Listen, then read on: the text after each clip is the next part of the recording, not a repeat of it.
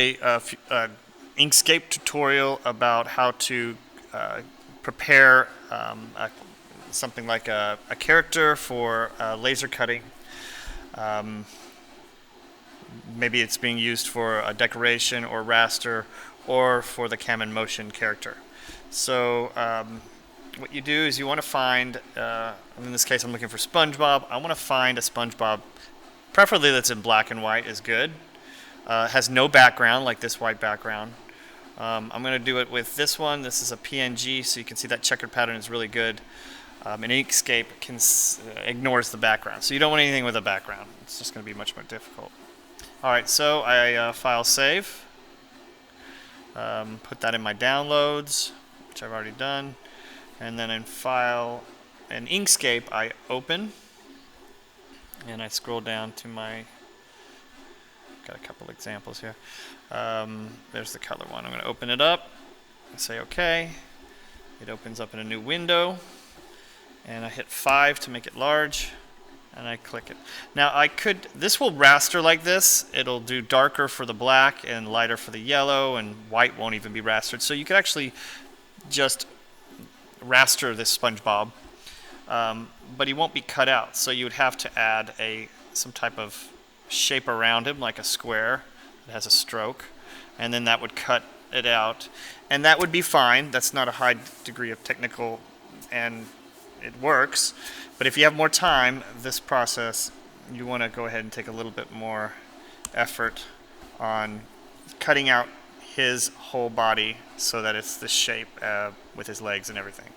So I'm going to go ahead and I'm going to go to path. I'm going to say trace bitmap. I'm going to click on live preview. I'm going to move this threshold up until I see these dots. You're not going to get all the detail.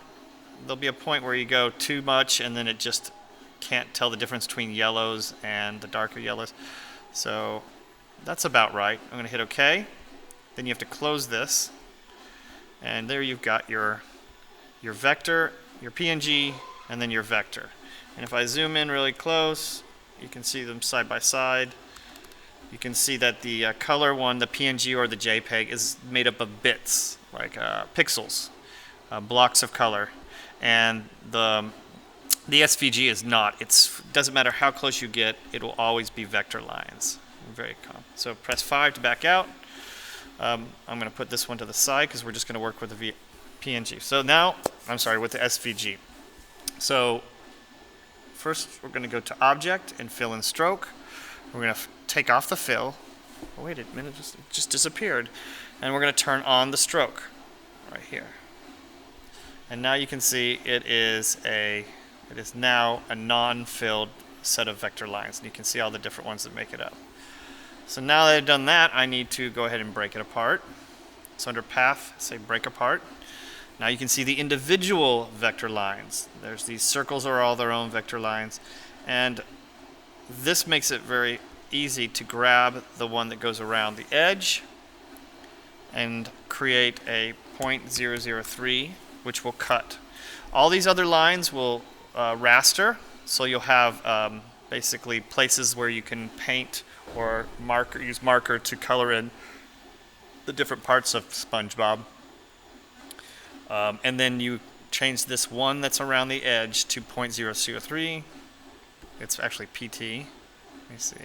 PT. And press enter, and you can see that that actually disappeared. It's still there. It's just so thin that Inkscape removes it. I think if you get in close enough, it'll eventually come back. But I usually leave that until I get to Illustrator and the laser cutter, and it's the last thing I do. I change the stroke line to 0.003. Right now I just leave it at something I can see so that I can kind of manipulate. All right, well that's what you would do to laser cut out this character and use them in a cam and motion or another project for the background or maybe just for additional aesthetics. Okay, thank you very much.